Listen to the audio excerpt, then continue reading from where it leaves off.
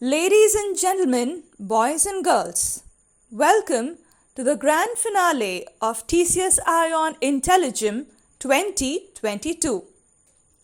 Before we begin, may I please request and welcome Ms. Shalini Gopal Krishnan, Head TCS iON IntelliGem, to set the ball rolling.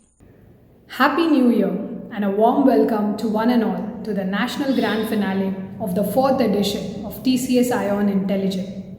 I take great pleasure today in greeting all the students, parents, educators, friends and families who have gathered, of course safely from their homes, to cheer and support the finalists of TCS iON IntelliGem. Hearty congratulations to all our finalists. Since its inception in 2018, IntelliGem has evolved into a meticulously and beautifully structured contest designed to inculcate the much needed 21st century skills mindset in our younger generation. That would be the pillars of the future. The topics, the rounds, the evaluation have been diligently put together by a team of experts.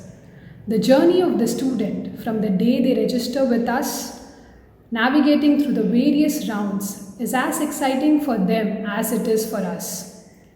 The fun-filled learning experience in the IntelliGem student community has been immensely enriching, as echoed by the students themselves. Even though every student may not reach the pre-final and final stages of the contest, we have tried to make sure that they take back with them a very rich learning experience. And that is what IntelliGem stands for.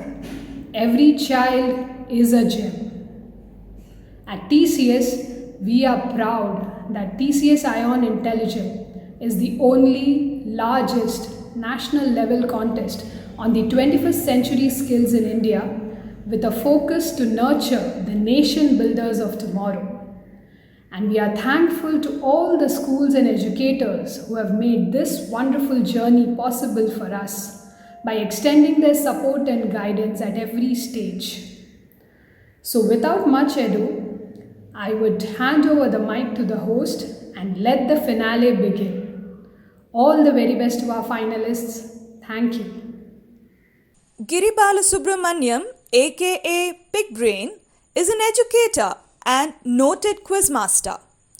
Pig Brain has hosted over 2,500 shows across 9 countries.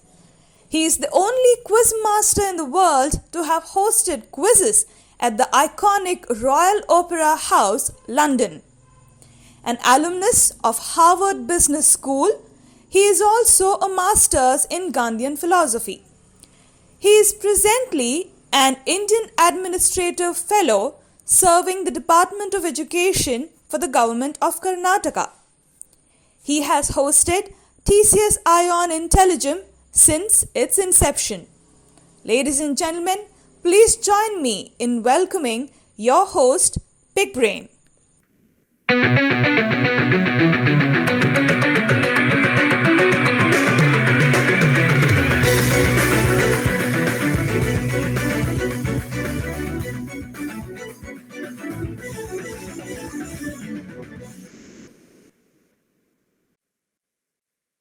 A big hello and a warm welcome to each and every one of you. You're with me, Pig Brain, here today at the senior final of Universal Values at TCS iON's IntelliGem at this season, where we go all digital like we did last year, given that the situation is still not necessarily optimum to have you take part in a physical event. So given that your safety is of paramount importance to all of us, we continue with the digital medium, but well, the medium has actually facilitated far more children to take part because they're doing so from the safety and comfort of their homes. So the contest has actually got even more tougher as it's gone digital, with the sheer number of children exploding into the contest, which means being in the top 6 of this country in itself, in my view, is a huge achievement. So let's start by congratulating these 6. Fantastic to be in a big final like this here today. Before we move on, well, we'd also like to take this moment, and me particularly, because I'm a great believer in the requirement of 21st century skills. And it's really nice to see someone like TCS ION taking the initiative, taking the lead in this country to actually bring in a system of appreciating universal values, other 21st century skills, and putting it together for you children in a mode which leads to a competition. So it becomes more fun and it's not like a classroom learning experience. So here we are at another year of this championship. We've got 6 finalists with us. But before I come to the 6 finalists and introduce them to you, a quick little word on our jury. We've got a jury member from Nagpur and a jury member from Kuwait. And I will introduce them to you in detail when we go into our round on the jury. But for the moment, let me begin by introducing our 6 stars who are going to contest here today, as the jury members will silently watch these 6 and keep making their notes. Well, their job, like I said, is not going to be easy, because from thousands, they've got to pick these 6 who are really fantastic and then pick a winner. We'll get started with our first contestant in this IntelliGem here today. Representing Presidency School, we have with us Devika Nair. Welcome to you.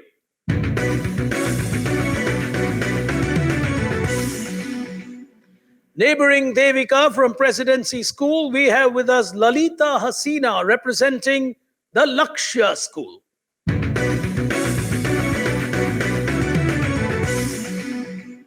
From Lakshya, moving to the National Hillview Public School, it's Aditi who's representing them.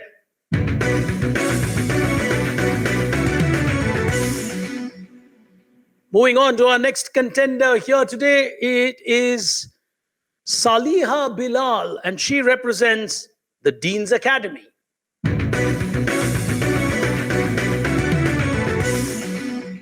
Neighboring Saliha, we have with us also from the Presidency School, Zoha Farheen.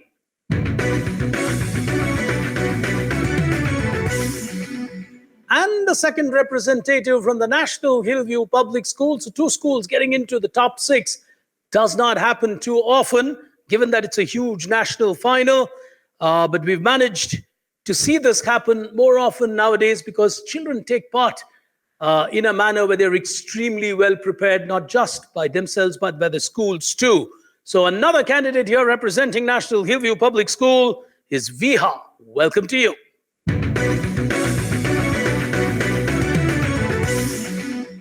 Those then, ladies and gentlemen, are 6 contenders here today, as we are going straight into play universal values. Remember, it's the senior final. And time for us to pick action on the first frontier, where these youngsters will introduce themselves in 30 seconds, as much as possible in the context of universal values, or as a leader, how would you look at values, or as a person, how do you interpret universal values? All they get is 30 seconds to tell us and the jury who they are. Ladies and gentlemen, the first frontier, me in 30 seconds. Here it is.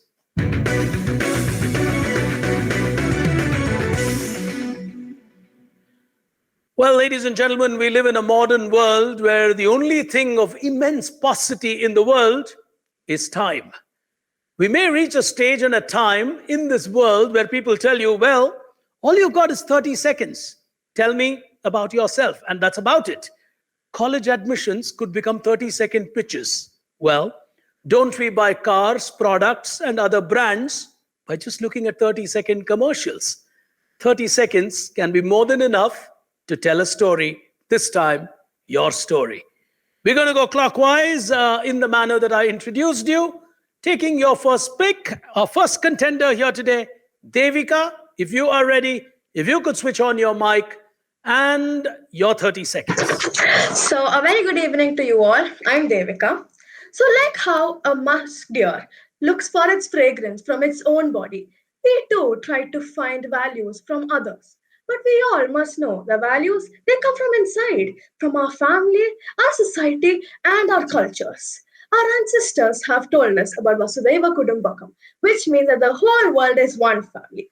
They've also told us about Loka Samasya Sukhino Bhavantu, which means we all should stay happy. So, as a leader, I strongly believe when we understand why our purpose to life on this earth and how we can coexist together happily, that's when we can solve our today's problems. So, this is the significance of universal values to me. Thank you. Crisp, to the point, that is Devika for you. As we move to our second contestant here today, Lalita.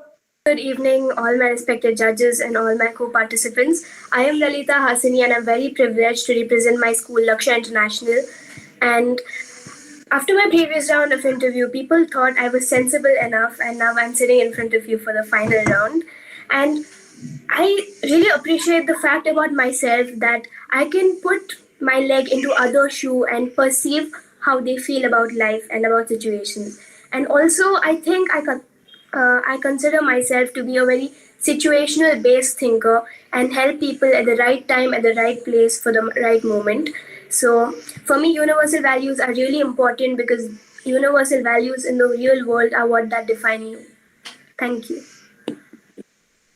That's a quick introduction from her. Empathy, an important word that she feels from a values perspective. As we move across to Aditi from National Hillview, your time. Good evening, everybody. I'm Aditi Satyanarayana. I believe that I'm a budding leader because I grew up in a family where my parents and my grandparents at a very young age taught me values like compassion, confidence, empathy, how to be curious, and most importantly, to take responsibilities for my actions and inactions.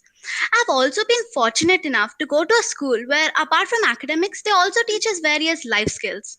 I've also displayed leadership skills, being a class leader, a project or activity leader, or even manager in a role play. And the learning has been immense, like how to convey my ideas effectively to the other person, or how to take charge of the situation without the other feeling hurt or disapproved. These are all the values which I think I have to dwell upon to be a good leader. Thank you. All right, moving on from Aditi to our next contender here, Saliha from Dean's Academy, your time.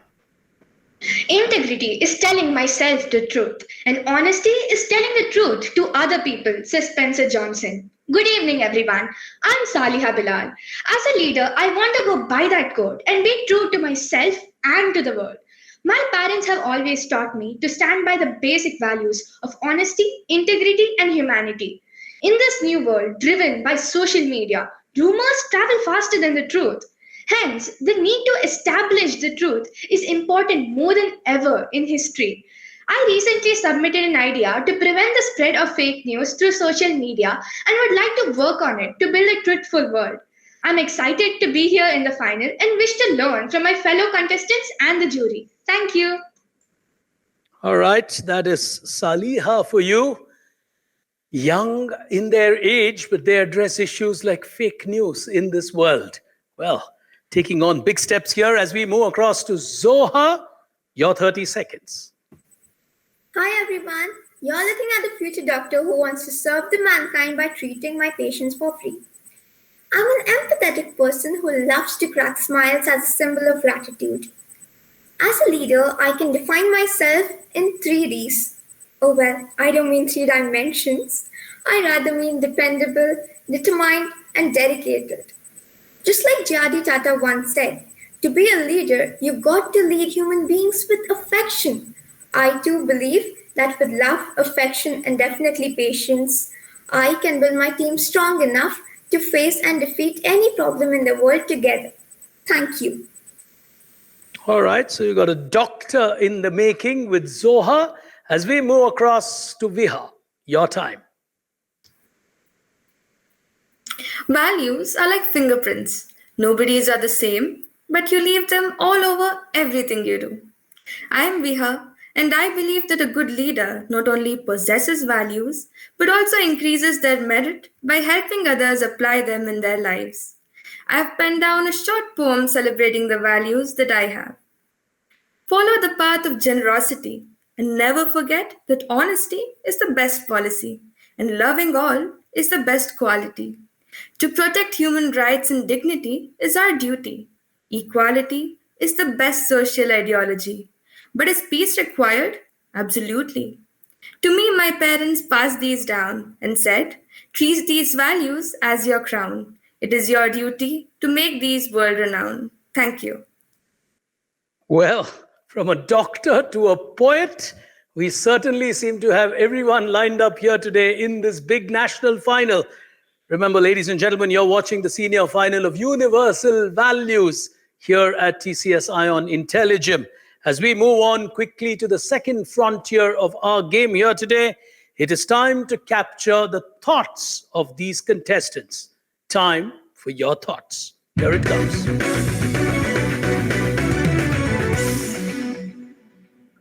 We've got a proposition for them, and they will speak for a minute on this topic. We'll go anti-clockwise from Viha to Devika and give them a minute to air their views or their perspectives on this particular subject. Contemporary, here it is. Digital examinations, credible or not? 1 minute of time, starting with Viha. How is this exam going to be held? What is the procedure? Well, if you're wondering what this is about, I can tell you that this was me a year ago and every other student giving an online exam for the first time. But now we are all accustomed to it, or as they say, it has become the new normal. Some people said digital exams are a disaster, and some said they're a blessing in disguise. But I feel that they're a blessing and a blessing only, especially during the pandemic. Because this makes us more acceptable. How? Simple. It helps us reach a wide range of people and identify talents from all over the world. It feels like a big wide world has shrunken into a tiny globe, making us feel connected. Well, this was my view, but many people are reluctant to countenance online exams despite its many advantages. But why? Because of a major concern called cheating, as this questions the integrity of students. But I feel that preventing this is not impossible using technology. To conclude, I can say that digital exams are almost credible. But if every corner of the world has gadgets and internet and cheating is dealt with, digital exams are absolutely credible. They have revitalized their education system and will continue to do so, bringing in mainly the value of equality and opportunity. Thank you. All right, moving from Viha, who advocates saying digital exams are fine, let's see what Zoha brings to the table. Necessity is the mother of invention. Digital exams are a major trend nowadays. Even the current pandemic has opened a lot of doors for us to explore this world of writing exams digitally that make them even more credible in a lot of ways. Like, firstly, you can attend these exams from the comfort of your own home, even in these COVID times. You can sit on your terrace taking your vitamin D or even in your washroom while attending these exams. Secondly, they replace the pen and paper with the keyboard and monitor, thereby reducing the paper wastage for our nature. And last but not the least, they reduce the time we take to practice our horrible handwritings and making them understandable for teachers who otherwise have to go through all that pain in correcting and evaluating our answers. And all this is done with encrypted technology and maybe even metaverse. It's just like how from those old bulky box TVs to the modern day smart TVs that technology has evolved. As technology evolves, the world does too. So why don't we also accept these new ways of digital exams, right? Thank you. All right. Zoha there articulating her view as we move across to Saliha. All yours, Saliha. To address this topic, I want to ask 4 pertinent questions. What, who, how, and why? First, what should exams assess? Exams should evaluate the potential of the students and not just the memorizing capability. Thus, most of the digital examinations are credible, as these exams have questions that make the candidates think and come up with their own answers. Then, who is getting evaluated? Any exam is credible only when everyone gets the opportunity to attend, and such equality and inclusiveness is achieved with digital exams. Students in every corner of the world, including villages, can easily attend these exams. Earlier, the candidates needed to travel to bigger cities, and some of them were not able to afford that. And then comes the third question: how? Even before the pandemic, open book tests have proven to be the best evaluation method. Digital examinations almost have the same format. In addition, new proctoring tools have been invented which can study the eye movement, the body language of the candidate, and even find plagiarism in the answers. In summary, I would like to ask the final question: why do we need exams? Exams should not only test the knowledge but also the values. Offline exams punish the students after they cheat, but digital exams teach them not to cheat. To ensure the safety of our students, to provide equal opportunities, and to assess the right values, digital examinations are the only answer. The perfect example is this IntelliGem competition. We were all digitally assessed by right tools and great people. And today we are here in the grand finale. Thank you. All right. Moving across to Aditi, who is next in line from National Hillview. Yes, Aditi. Are digital examinations credible? If this question was asked to me about like 2 years ago, then maybe I would have given it a second thought. But the past 2 years have made us understand clearly that digital learning is here to stay and digital exams are inevitable. I do understand that digital exams are not foolproof and have many glitches, like accessibility being one of them, internet speed, security. But I think that all these glitches can be overcome if our government takes strong initiatives. When the question is particularly on credibility, then cheating exams is a major concern. But I feel that teachers should take it up as a challenge to create more open ended questions that trigger our analytical as well as logical thinking rather than a simple web search or a glance of our textbooks. And even if we think of the different technologies which are available nowadays, there are remote proctoring applications where 360-degree room scan could be done while the student is taking the exam. And I think it's ultimately up to us students to uphold the sanctity of these examinations. Whether they're online or offline doesn't matter that much. Values like dedication, discipline, honesty, integrity, that is doing the right thing even when you know that nobody is watching you, must be instilled to us at a young age. After all, education is like building one's personality and character.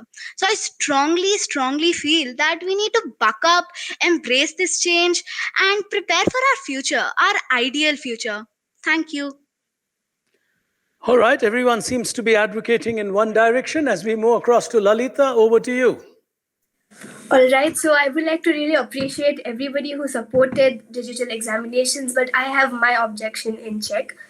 I personally think digital examinations are not credible because let's keep it transparent. We all know that online exams give a person endless possibilities of getting an answer right when the exam paper and invigilator are in front of them.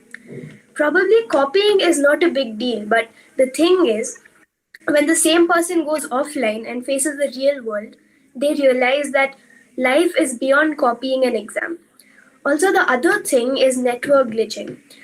Probably I am from a town, so I know how problematic this is because every time the net frequently goes down, the web page in which I give my MCQs, the whole page crashes down and I have to give my exam all again.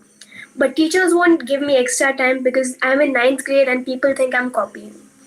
Also, the other thing is unnecessary opening of websites. Because in the urge of getting answers as quickly as possible, we students end up clicking unsecure sites. And we end up giving whatnot. We give them email ID, password, phone number, and the worst part, when it asks for access to private files, what do we click? Intention, we click allow. And that is the trigger to cybercrime. The last issue is I come from a divorced family where my mom and dad are divorced. I live with my grandparents. I have a lot of personal issues and I come to school to overcome them. But when exams are made digital, the family stress on me is extremely hard. So considering all of these facts, I think digital examinations are not credible. Thank you. All right. Holding her own on her view is Lalita Hasina. And completing our lineup today from Presidency is Devika. So education system is being revolutionized by technology. Now examination management, that's the only major sector that is being disrupted by technology. But I believe that this is the future because there are so many advantages. And like Viha said, it is the new normal. So first of all, it is easy and efficient for making question papers to coming to distribution management.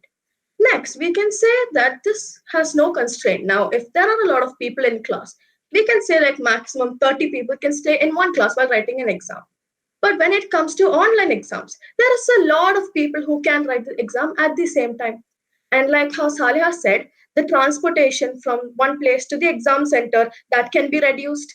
Next, we are reducing the cost and we are saving our environment. Like Zoha said, we are not wasting our papers. So that is, we are saving our environment and we can reduce costs in so many ways because we don't have to use any money for logistics, paper, or the invigilators. Next, we can have the examinee monitored in many ways. Now, like how Aditi said, remote proctoring, and we can use encrypted papers, and we can also use the webcams, and this can all avoid malpractices. Next, we can say the results are easily processed. We can just click submit, and we almost get our answers instantly. Next, now for the teachers, this can help in a lot of ways. Now, analytics and artificial intelligence, they can enable the teachers to understand which is the weak points of the student and which is the strong points. So the weak points can be made better. So all of this together and more, there are a lot of more points, but all of this together, I would say that digital examinations are completely credible. Thank you. All right, Devika, they're articulating in favor of digital exams as well. So, ladies and gentlemen, boys and girls, wherever you are watching the Universal Values Final, well, at least these 6 finalists and 5 of them strongly believe the way to go forward is with digital examinations. One of them having their views, and she certainly brought in her own perspective to that. But I'll tell you what, at least between Gayatri, Ashish, and me, we can tell you one thing: the worst exam is an open book exam. We've all experienced that in our lives as students. You walk in thinking, it's an open book exam, and you get completely into trouble in an exam like that. So I think it's also about how the questions are framed, which perhaps needs to be more application-oriented and not recall-oriented. So all of that perhaps is leading us into a future, or maybe the future has just been forced onto us by something called a pandemic. For the moment, these kids are really, really putting pressure on the judges because the 2 judges must be thinking, oh God, this is getting tougher with every round. But here is an occasion where they can probably see how you handle life when it comes to handling life between each other. Sometimes we're all good when we're given our space, but when we're given a common space, well, differences do tend to occur. You're going to move into the next round where you get 8 minutes to debate amongst yourselves. There will be a proposition. I keep quiet. You will moderate your own debate for 8 minutes. I will give you a counter check at 8 minutes of time to give you 2 additional minutes to wrap up your discussion.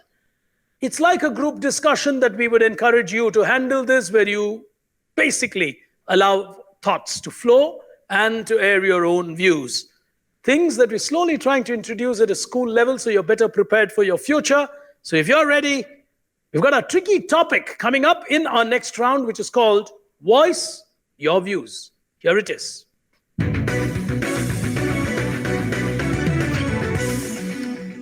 Since we are dealing with a subject like universal values, this probably is a very contested topic. Here it is. Ethics and politics, do they align with each other? To the 6 of you, 8 minutes of time, starting now. I feel that ethics and politics completely align. Though they are 2 different fields of study, they actually go hand in hand. As Benjamin Franklin once said, even the smallest leak can sink a ship. A negligence of ethics in the lawmaking process results in a disaster. In India, we have had many leaders who have stood by their ethics in all situations. Ethics are a guiding spirit in politics. Each and every political party has their own set of ethics, which every politician in the party is bound to follow. I agree with you, Viha. Politics without principle is a sin. History has shown us that great political leaders are also ethical leaders. And like you mentioned, even in our own country, our former Prime Minister Lal Bahadur Shastri, he was arrested during the freedom struggle. So he was given 15 days parole to meet his ailing daughter. Unfortunately, his daughter died and he voluntarily returned to jail in just 3 days. Such was the ethics followed by our leaders. These are examples that we should follow. Saliha, I don't agree with you because you spoke about Lal Bahadur Shastri. Yes, he was a person with huge principles, but such people are so rare nowadays in politics because if we view it as a whole, then most people, almost like 90% of the people, are corrupt. Yes, India is a democratic country, but I would say that politics was mainly originated to solve problems faced by the society. But these days, what we are seeing is that it has itself become a big problem for us, where people are committing so many crimes and so much of corruption is going on. Does anybody think similarly? Okay, so your points is that unethical politics. I get that. So though it is an opposing point, I agree. There are some unethical leaders in politics, but they will not be hailed as heroes. Heroes are made by the path they choose, not the powers they are graced with. This is a quote from the movie Iron Man. Political leaders are also heroes only when they follow ethics. Unethical politics, they can win for a shorter period, but in the end, ethical politics will always prevail. A good example is another example from India itself. In East India Company spread hate between Indian rulers and used the divide and rule method to come into power. But in the end, it was the ethical, non-violent politics of Mahatma Gandhi which triumphed. Unethical divide and rule was defeated by ethical unity and diversity. And also your point about these days that ethical leaders being rare, I don't actually agree because there are ethical leaders still do exist, and even the few unethical exceptions, we cannot take them as examples. But those exceptions they will not prevail. They will soon fall. For an example, an ethical leader, an example can be Jacinda Ardern. She was a great empathetic leader too. She showed that ethical politics can win. So, would anyone like to add on to these points? Yeah, I so agree Saliha, with that. continue. Should I continue? Yeah, continue. I agree with you, Saliha, and politics and ethics do align because even politics is something that you administer for the good of the people, and good of the people definitely comes under ethics. It's almost like a value, and if people did not have ethics, firstly they would not be chosen as politicians. Zoha, I have a different perspective because, like you told that when politicians are chosen in the election, then I believe what comes into consideration is first which caste they belong to. Because if you see, then the people who stand in that locality will belong to the majority caste there. So people belonging to their caste will definitely vote for them. And then money power is another thing which comes in elections and when politicians stand, because recently in my constituency there was a by-election, and during that we got to know, which was really ironical, that the politicians spend more of their personal money during these elections than the public money which is given to them when they were in power. And even if you come from a political family or not, that also comes into consideration when you're selected to contest in such elections. And I believe that youth are not very encouraged in this system as such as politics, because if you're sincere, if you're talented, if you have the knowledge then and the hard work as well, then you are not rewarded. Someone else is chosen ahead of you because he came from a political family, a political background. Don't you think so? Aditya, I want to Aditya, ask you one. yeah, Just but a minute. before that, Devika and Lalita, I think both of them wanted to speak. So Aditya, Yeah. after both of them finish speaking, I'll reply to those points. So Hey, Devika, you can go on. okay, Aditya, I wanted to ask you just one question. Do you think it is important for people to do unethical stuff to hold power and to govern? Yes or no? Just yes or no. Yes, that's what the mentality is today. We're all materialistic. Is it completely necessary? Completely necessary. Well, it is not necessary. That's what I'm arguing on, that we should be humane and moral. But Yes, it is human exactly. nature not to be. See, there are a lot of people who actually do ethical stuff. Now, let's say Abraham Lincoln, let's say Obama. They are people who actually gone through stuff, a lot of backlash, to be honest. But then they were ethical. They stayed their way. They didn't bulge. They were like, okay, I'm not gonna do something wrong. Now, let's say Saliha talked about Mahatma Gandhi, right? He told this sentence. He's like, if you're gonna sow a bubble seed, you can't expect a rose. So what he means is, if you go wrong ways, you can't expect the final result to be right. I mean, it is gone. It's like done through so many bad stuff. In the final picture, you can't say it is right, isn't it? And also, Mahatma Gandhi quoted, "Politics without religion and ethics is a death trap." I mean, I completely have to agree with him here. Would anyone like to back me up? Well, Yeah, Devika, I completely agree. Leaders are people who lead us. Therefore, leaders have to be complete themselves. If they don't have ethics, it means that they themselves are baseless and are not complete. How will they lead Exactly. the people? Exactly. well, Exactly. that's what I'm telling, that they're not leading us. The main priority that they're there is to make money. I can give you an example here. Again,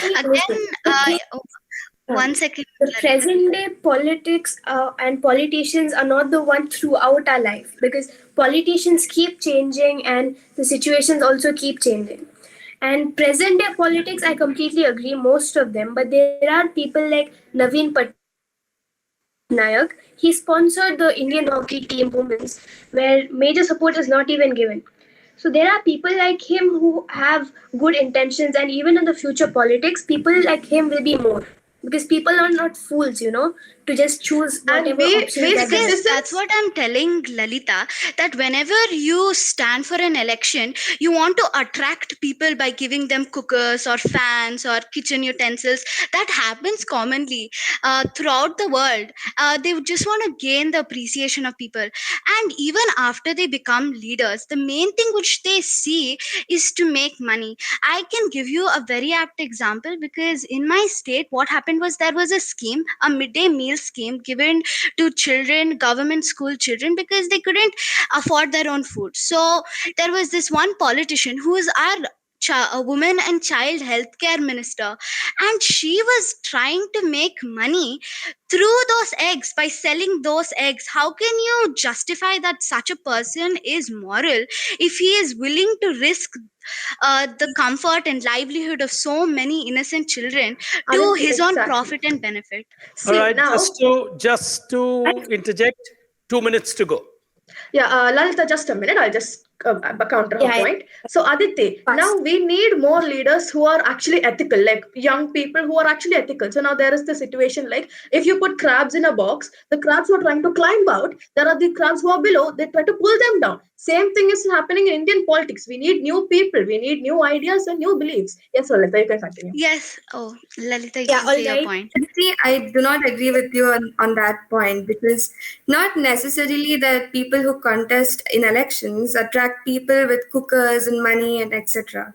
They can attract people with qualities, their human values. We have many examples. For example, Mr. Atal Bihari Vajpayee. He would win in any constituency he would contest, and that was because of his qualities, don't you think? Well, Aditi, the Aditi, person just a who minute. is, Lalita says she yeah, had some go on, point. Lalita. Yeah. See, let's talk generally about elections, because elections are like very, they are rough and rigid. They're never the same. So these are the last 2 minutes. Let's just wrap it up. What I feel in politics, ethics do align, because when a voter goes to vote, the first thing they do is they hope. They hope that the leader that they choose are going to be responsible. They do it with the hope that if this person comes to power, our life will be better. So this is like the major and the biggest example that ethics and I, politics do align. Aditi, I, I I agree just want with to. you. All right. What I Girls, derive from you've completely run out of time. Zoha, you were saying something. I'll allow you to just complete that. Yes, sir. Aditya, I agree with you to a point, but don't you think right now, if some leaders are corrupt, but what about us? We are the torchbearers of the future. We are the people who will change the future. We will make the change. And as you know, all of us are standing here because we have ethics, right? So tomorrow, maybe down the lane to another 6 to 7 years, we can enter politics too. And we, as rightly said by Frederick Douglass, that it's easier to build stronger children than to repair broken men. Why don't we make the change and we align ethics with politics? As like many people here All right. Yes, So, sir, that's what I'm we'll have to interject there.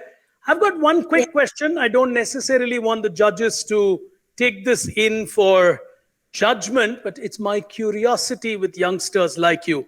I always find a lot of youngsters speaking passionately when it comes to two topics. One is politics, the other is teachers. And both are not favorite careers for youngsters, unfortunately. Everyone loves teachers, but nobody wants to become a teacher. Everyone hates politicians, but nobody wants to become a politician to change it. Quick answer, yes or no, from one by one. I'll go one by one. All you got to tell me is... Question, can you repeat the question? My question's simple. I'm going to come to each one of you. All I want you to tell me is, in future, if you get an opportunity, would you be willing to be a politician? I just want a yes or a no as an answer. Devika.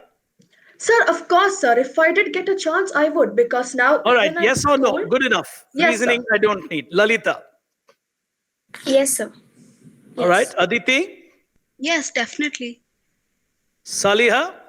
Coming to politics means helping everyone, so definitely yes. Zoha. Yes, sir, surely. Viha. Definitely, sir. Well, okay. At least at your age, you are keen to do that. I will respect that viewpoint at this stage. But ladies and gentlemen, this contest is really, really getting tight. Ethics and politics, do they align? That's a tough topic in my opinion. I honestly believe I wouldn't have spoken anywhere close to what you children have spoken if I was at your age. I'm honest about that. As we go to the penultimate frontier, before we come to our eminent jury, who probably will have some tough questions for you. For now, let's take a look at your perspective. Here it comes.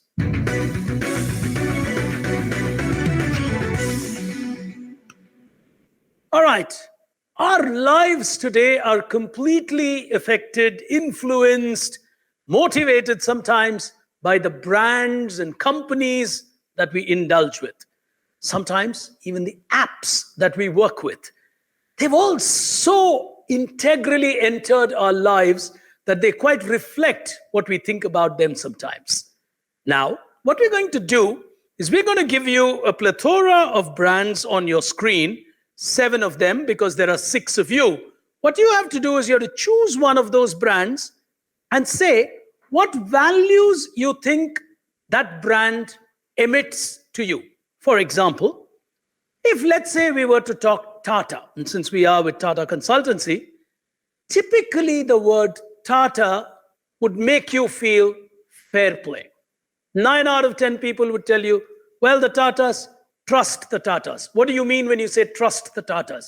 They are fair, they do things in a fair way. So fair play would be a value I would probably associate to the Tatas. So you can choose the brand, some of them right out of your generation. What's the value that you think they represent? 10 seconds is all I need you to comment. You don't have to give long narratives or explanations. A quick line on why you think so and what is the value the brand basically influences you or makes you believe they stand for. We're going to go anti-clockwise on this one, which means we'll start with Viha and go to Devika. And if we are ready, did I go anti-clockwise the last time around? Yes, sir. I think I did. So I'll come from Devika to Viha then. All right. So in any case, you are allowed to repeat a brand provided you feel the value is different from what someone else said. So it's not necessary that, you can't repeat a brand that someone's chosen. So if you felt something else on Tata, you're more than willing, you're more than welcome to comment on Tata itself, but what you think Tata stands for. So it's not that we've still given you 7 so that the last contender still has 2 to choose in case you don't repeat. So if we are ready, here is the grid on your screen. Brands that truly influence your lives: Google, Apple, Netflix, Disney, Insta, Cadbury, and Amul. The last two would be anyone's favorite anywhere in the world. Well, we'll start with Devika. If you can... So I would like to choose Google, sir. Oh, you're ready? All right. Yes, She's sir. quick and fast. She's absolutely ready. Google, go ahead on Google. 10 seconds or maybe round about that. Okay. Yes. So first thing when Google, what comes to my mind when I talk about Google is integrity. And the thing is, now when we search up something, now the thing is Google gets its revenue from ads, right? But then when we search up something, its main focus is to not fill our screen up with ads. When we search something, we've got most important results. We don't have any ads blocking our search engine. Only when we click a site, if they allow it, then we see the ads. Not only that, it doesn't do, it also shows like equality. Now, if some site pays Google extra, that doesn't mean they're gonna make the rank higher. Now, the first thing you see when you search up, that's not done by like bribing or anything. Like Google votes. Now, that's the thing that they do. They vote which, now when a new site comes in, they vote if this is good All and right. important. Yes, sir. Well heard, well articulated. Integrity and Google. Google will be happy to hear that. And let's go to our second contender here today, Lalita. Yes, sir. What I chose is Disney, because Disney is Disney is something that has made most of my childhood, and I believe of most of everybody's also. The first thing that came to my mind after seeing Disney on the board is imagination and creativity. Imagination and creativity, Disney displayed it it portrayed it in another form, but the core is imagination and creativity, and they are very important in everybody's life. Because without creativity and innovation, we wouldn't be here. Like, most of the cartoons in Disney portray like the modern day gadgets and the stuff, and probably if creativity and imagination wouldn't be there, probably I wouldn't have been attending this, nor you would have been putting the mic and speaking loudly. So the first thing that comes to my mind is imagination and creativity, and that is what made me like, I write stories and I imagine a lot of stuff. Probably that is what comes to my mind. All right. You have a second person in this panel who loves Disney, which is me, because I was an ex-Walt Disney employee at a point in time before I became a quiz master. But anyway, great company. If you ever get a chance to work, please do. Phenomenal company to work with. All right, let's go to the next contender here today. Aditi, what do you want to choose? I would like to choose Netflix. Okay. So the first thing which comes to my mind when I think of Netflix is entertainment, happiness and joy. Won't we love to see something which we like, or like a movie or a TV show? And then I also think that Netflix is also very informative. Like, it provides so many documentaries which you can watch on animals or even autobiographies. And I think another thing which is very, which I can associate with Netflix is responsibility, because they have a certain age group where only that certain age group can see the movies or TV shows they want. So parents can be stress-free about what the kids are watching. So in this way, I think that Netflix is responsible about the content which they're displaying to kids. So I think this is my viewpoint of Netflix. All right, so you got Disney, Google, Netflix. No one's repeated yet, but you can if you want to. But for now, let's see what Saliha chooses. I would like to choose Instagram. Okay. So the first word which comes to my mind, or the first few values which come to my mind when I think of Instagram, is equality and inclusiveness. Such social media platforms like Instagram, they ensure that everybody's voice is heard. Earlier, only the powerful people's ideas was heard, but today, in a world where information is power, everyone can share ideas. I feel that Instagram, in 2 clicks, you can message someone in the other side of the world. This increases global collaboration. And with the wide variety and the diversity of feeds in Instagram, we can understand each other's culture. So, and even raw talent can be identified without any hindrances. As a simple reel can be created by absolutely anyone in the world, and they can become famous. This gives everyone opportunities, and an ordinary man can become a hero with through All an right. Instagram reel. Point taken, Saliha. And she picked Instagram. Interesting. And moving on from Instagram to Zoha. Yes, so I would like to choose Apple. That's because Apple is a kind of value that Apple has many apps of its own. It has uniqueness mainly. And with the uniqueness, you have those iMessages, you have iTunes, and you have the Apple TV and many more apps that so that even if you don't have some apps like say Prime Video and Hotstar and stuff and you want to watch movies, why can't you use Apple TV? It Apple shows the feeling that you don't need to have everything.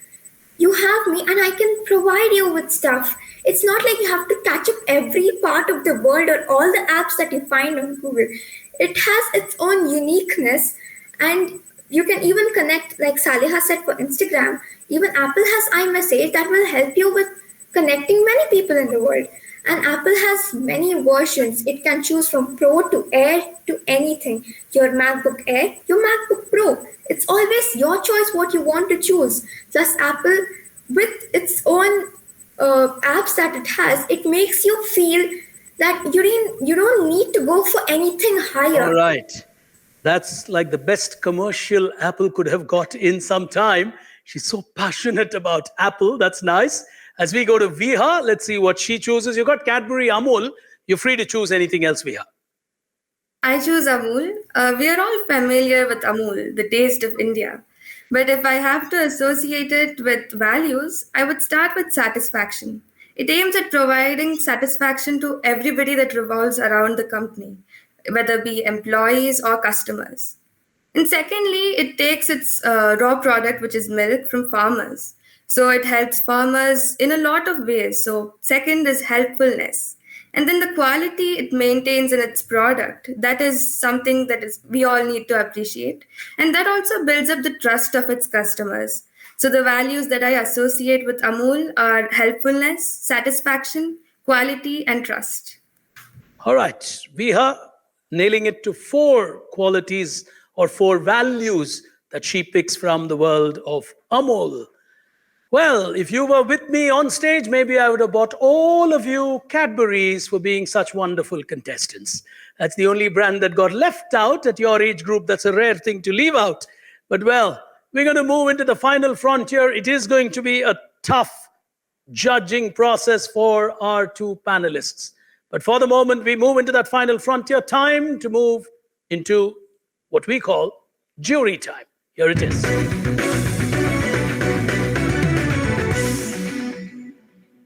So, ladies and gentlemen, it's indeed my pleasure and privilege to introduce our jury members and bring them into this national final at this stage.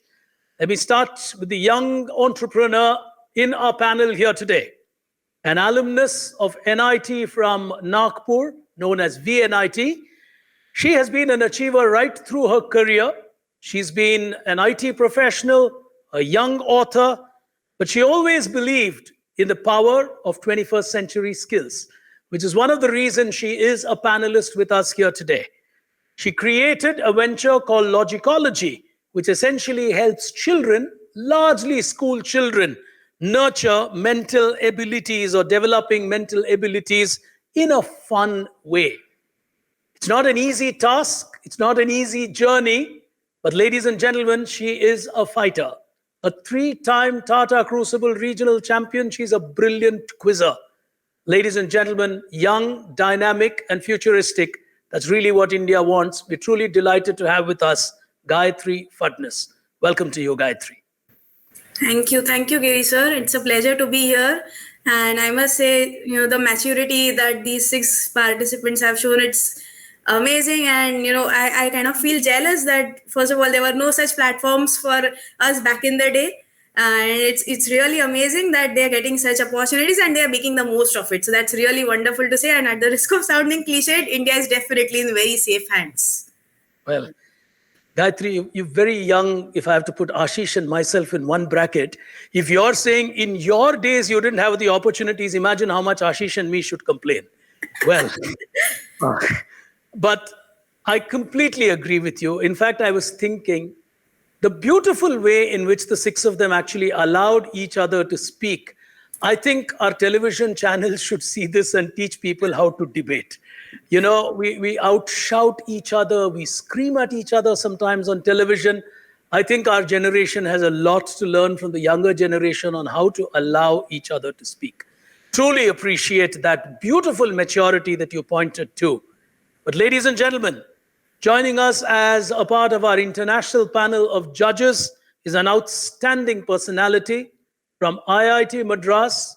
His life took him all over the world. He built a career in Kuwait. He is someone who's deeply passionate about his alma mater, so much so that they initiated an IIT IM Alumni Association in Kuwait. It's a large one and something that really nurtures current talent for the future. They do phenomenal activities with children in that country to equip them to be better prepared for the future. And he is one of those who spearheads that, spending a lot of time, effort, and energy. He's, of course, a big man in his business domain, an engineer by qualification, but his heart is always in education and in future technologies. So he may have a view or two if he were to meet you on digital examinations and the future, because he's a completely pro-digital person that I have known. But ladies and gentlemen, indeed, our pleasure and privilege and our appreciation to him for taking time and logging in from Kuwait to be with you children here live in this amazing national final. Ladies and gentlemen, our second panelist here today, Mr. Ashish Jain. Welcome to you, Ashish. Thank you, my friend Machkri. I really missed you because I know, but technology is again putting us face to face, although virtually. And I must say, I mean, all these kids have been really, really remarkable. And I totally agree with my friend. I mean, if you guys are complaining about technology, I mean, we were talking about, these cards during our time in computers, which was 64K and maximum 128K memory things. But I must say on a serious note that, I mean, the views and I was listening to all the views and the points that the kids have made, they were really logical and very interesting. So we definitely had a tough time. I'm sure my co-jury member, Ms. Gayatri, will agree. It's not going to be easy for us. Well, ladies and gentlemen, time for the jury to pick their contestants. They'll pick 3 each, and we'll go once to Gayatri, once to Ashish. So Gayatri, we'll start with you. Who among the 6 girls would you like to pick? And what would be your question? Yes, Gayatri, all yours. Sure. So I would like to start with Zoha.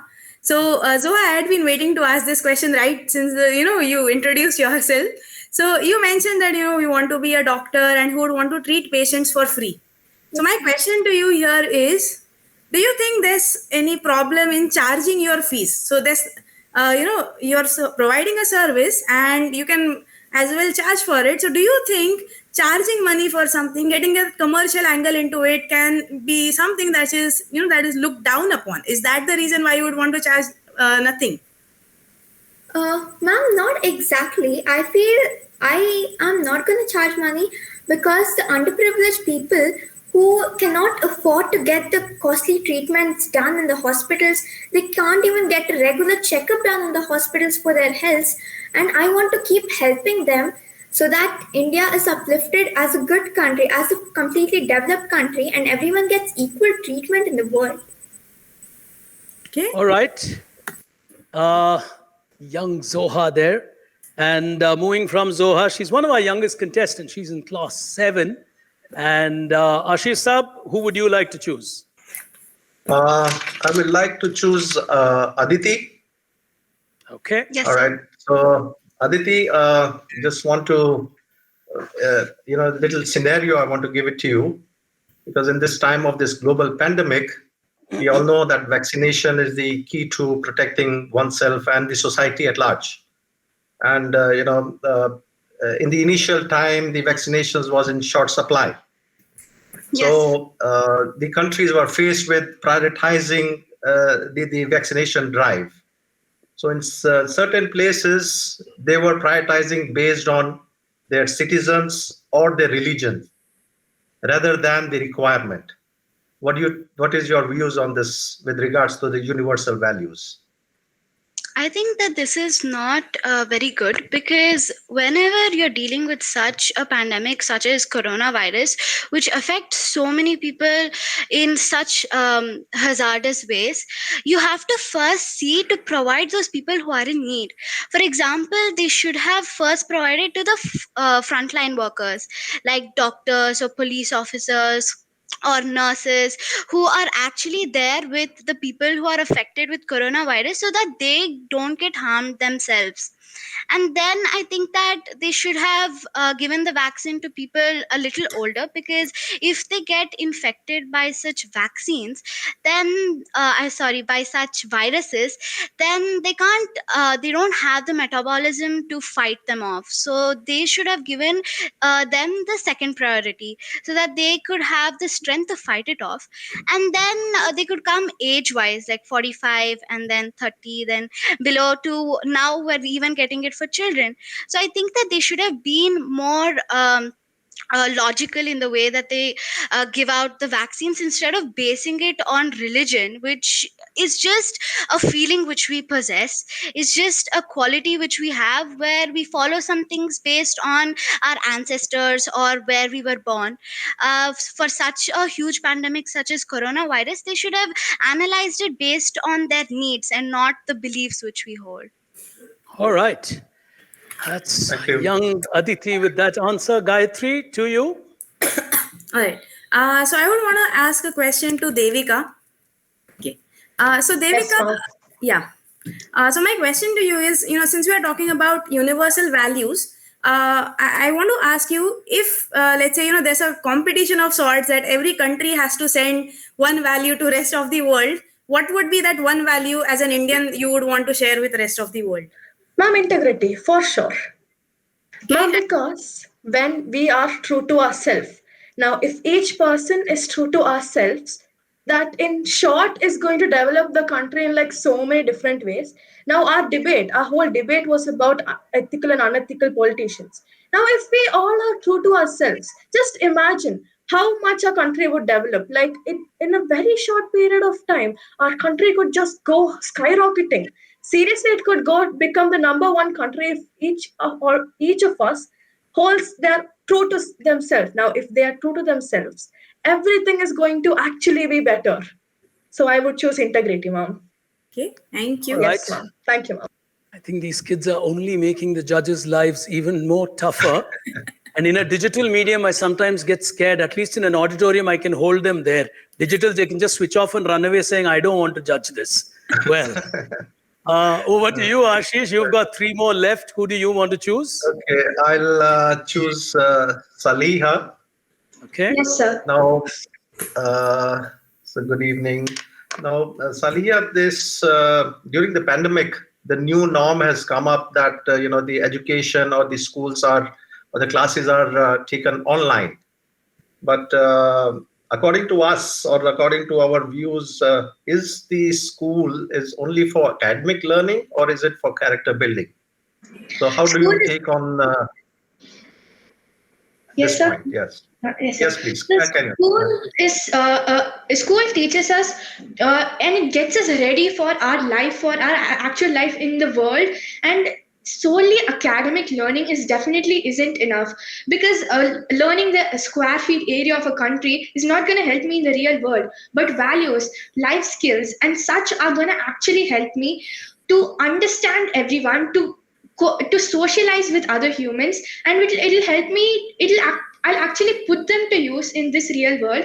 And that's why we had even many of us had talked about it in our speeches about the digital exams too, about how digital exams, they not only focus on these academic points and the objective points, but also on how we, our character, or how, on our values, about how we understand a particular problem and how we solve it. So definitely, I think that in this digital, when the world is turning digital, I think if we have to take it as an advantage, I think this is an opportunity for us to find another version of learning, this other side to learning that is not just logical and academic, but also puts our real life world skills to test, and our values and our character to test. All right. Tough answers for tough questions. Gayatri, you've All got right. Viha and Lalita to choose from. Okay, all right. So I would like to go ahead with Lalita. So Lalita, you are the only one who had said, digital exams are not exactly credible. But my question is not really about digital exams per se. It's more about digital learning. So what are, a couple of changes that you would recommend to make digital learning better compared to its current state? It would probably be security, ma'am, because without security we are nothing. Because I wouldn't like to have a camera that will, without me knowing, I wouldn't want it to recover, to record and to see all of this. So security is something that I'm always concerned about, because somebody hacked my brother's laptop sometime a few months back. So that, and the other thing is not pestering or particular time limits for particular things, because I have a lot of technical glitches, like I already said, ma'am. So I should do all my tests again if my web page crashes. So that one, so time limit would be another. Also, the other thing would be my personal problem, like owning video. Please keep owning your video. Please on your video. This, because you never know what's going on with me and my house. There might be problems behind my back, and I wouldn't want to show them to everybody. So that would be another thing. That's it. All right. Okay. And finally, we've got Viha to face Ashish ji. Yes, Ashish. Right. So I have one small scenario where I'm sure our friend Mr. Giri will agree regarding the open book exams, and we had a real tough time giving those exams. And I think online exams is something similar to that. But certain subjects require you to learn certain things. Like, for example, if you want to be a historian, you have to know the dates, you have to learn the dates. So what is your take on that?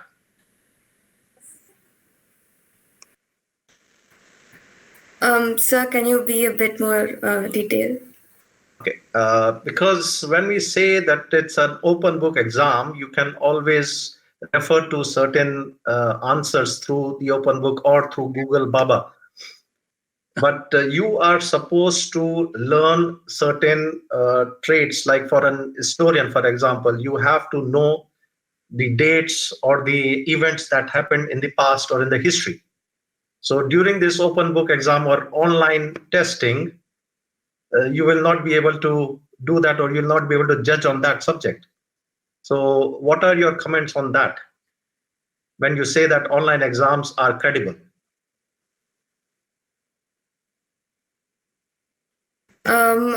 I guess in open book exams, you can just copy the years or whatever. But even in an online exam where you're not allowed to open a book, or for example, offline exams, you are required to learn the years and dates, which after a certain period of time you will forget. That usually happens to me. I remember till I give my exam, and then after a week or so I forget it. So I do not aim on becoming a historian. So for me, I don't think that will be of much significance. I'll only remember the main events in history.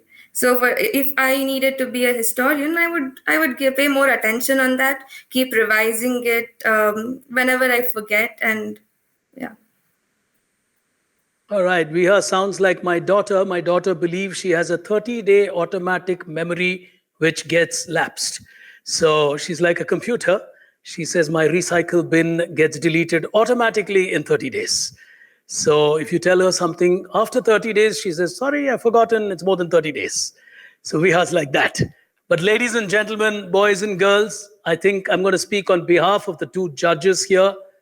Truly remarkable 6 contestants. I think very mature, very articulate, not easy. I've actually taken a little bit more of time because I wanted the judges to have a slightly better view.